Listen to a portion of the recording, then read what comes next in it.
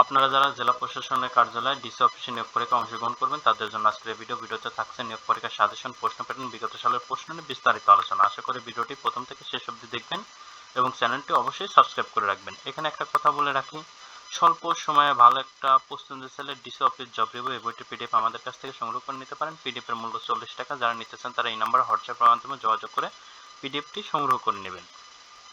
PDF এর মূল্য 40 টাকা।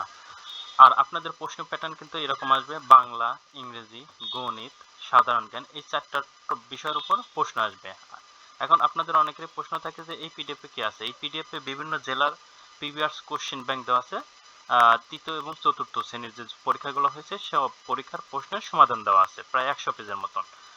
এই পিডিএফ এর এই যে প্রশ্নটা আমরা সর্বশেষে ভিডিও শেষে গিয়ে আলোচনা করব। তার আগে যে আলোচনার বিষয়গুলো আছে সেগুলো আগে আলোচনা করে নিই। আপনাদের প্রশ্ন আসবে বাংলা থেকে, ইংরেজি থেকে, গণিত থেকে এবং সাধারণ জ্ঞান থেকে।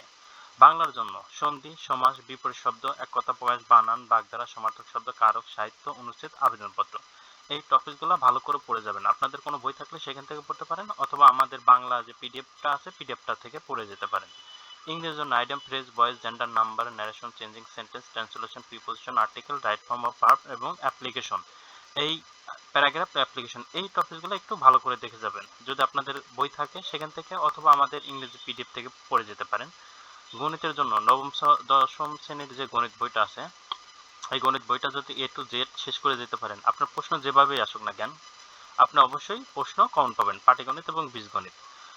আর যদি আপনাদের নবম দশম শ্রেণীর বই গণিত বই না থাকে তাহলে আমাদের গণিত পিডিএফটা সংগ্রহ করে নিতে পারেন। সাধারণ জ্ঞানের জন্য আপনার নিজ জেলার ইতিহাস ঐতিহ্য, বাংলাদেশের ইতিহাস ঐতিহ্য, প্রথম দ্বিতীয় যে এইগুলা বিষয়গুলো আছে এইগুলা, এবং সাথে সাম্প্রতিক বিষয়গুলি একটু ভালো করে দেখে যাবেন এবং প্রিভিয়াস কোশ্চেন ব্যাংক দেখে গেলেই হবে।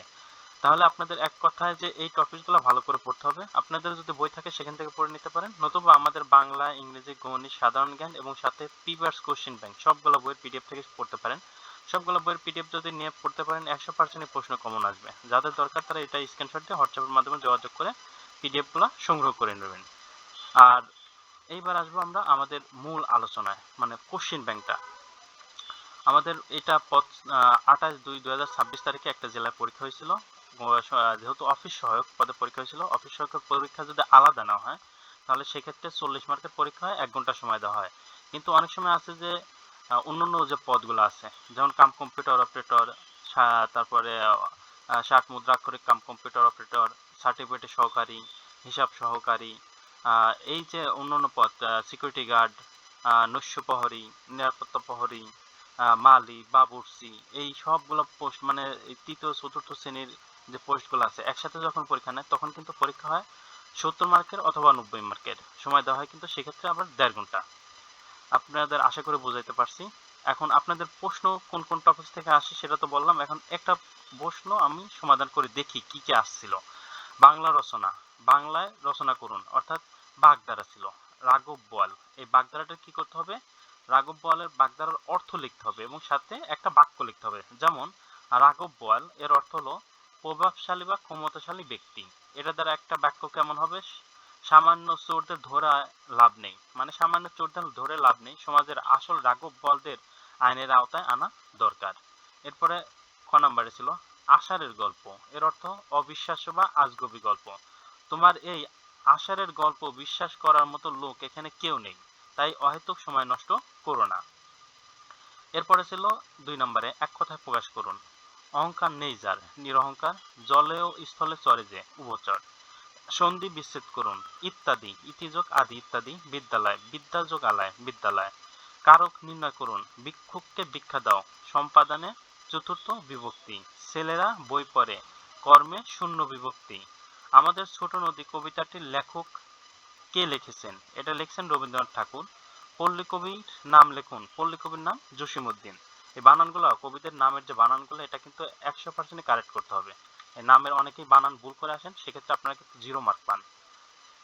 ইংরেজি, ইংরেজিতে অনুবাদ করুন, আমার নাম করিম, আমি 5ম শ্রেণীতে পড়ি, আমার একটি গাভী আছে, গাভীটি দুধ দেয়, দুধ একটি আদর্শ খাবার। তাহলে এর ইংরেজি কি হবে? My name is Karim, I read in class 5, I have a cow, the cow gives milk, milk is an ideal food। বাংলায় অনুবাদ করুন, go home, do it, never tell a lie, unity is the strength, exercise is a good for health. এটার বাংলা আসবে কি, বাড়ি যাও, ইহা করো, কখনো মিথ্যা বলিও না, একতাই শক্তি, ব্যায়াম স্বাস্থ্যের জন্য ভালো। এই ইংরেজির ক্ষেত্রে এখানে দুইটাই ছিল, আরো অন্যান্য যে টপিকগুলো আছে সেসব টপিক থেকেও পড়তে হবে। অনেক সময় আছে যে টপিকগুলো ঘুরাই দিতে পারে আপনাদের। আচ্ছা, গণিত 250 মানে 250 টাকার 20% কত হবে? এটা ক্যালকুলেশন করলে 50 টাকা আসবে। a প্লাস b সমান 80, a মাইনাস b সমান 40, a ও b এর মান নির্ণয় করুন। আমরা ক্যালকুলেশন করব, ক্যালকুলেশন করলে a এর মান 60 আসবে আর b এর মান 20 আসবে। 30, 10, 19, 5, 25 সংখ্যাগুলোকে মান ঊর্ধ্বক্রমে লিখুন। তাহলে মানের ঊর্ধ্বক্রমে লিখতে হলে প্রথমে আসবে কি 5, 10, 19, 25, 30। আচ্ছা, সাধারণ জ্ঞান। 3টি ফলের নাম লিখুন যা শ্রীমঙ্গলে হয় না। আপেল, তরমুজ, কমলা। 3টি পাখির নাম লিখুন যা মৃত্যু জীবদেহে খায়। শকুন, কাক, চিল। এরা মৃত্যু জীবদেহ খায়। কুড়িগ্রাম জেলা কি কি কারণে বিখ্যাত? নদ নদী বেষ্টিত কুড়িগ্রাম মূলত ব্রাহ্মণপুত্র, ধরলা, বৌদ্ধ অঞ্চল এবং ছিটমহল বিনিময়ে ঐতিহ্যবাহী ভাওয়াল গানের জন্য বিখ্যাত। তাহলে এখানে কিন্তু আমরা এইভাবে বলতে পারি নদ নদীর জন্য বিখ্যাত, যেমন ব্রাহ্মণপুত্র, ধরলা নদী।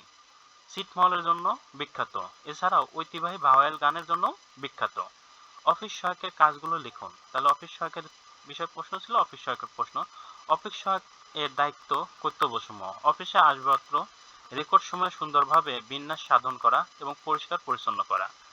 অফিসে ফাইল এবং কাগজপত্র নির্দেশক্রমে এক স্থান হইতে অন্য স্থানে কিংবা অফিসে স্থানান্তর করা। কর্মকর্তা ও কর্মচারীগণকে পানীয় জল পান করাবেন।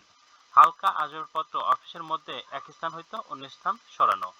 আর লাস্ট একটা কথা হবে যে অফিসের নিয়োগকৃত বস কর্তৃক যে সকল আদেশ আছে সেই সকল আদেশ পালন করতে হবে।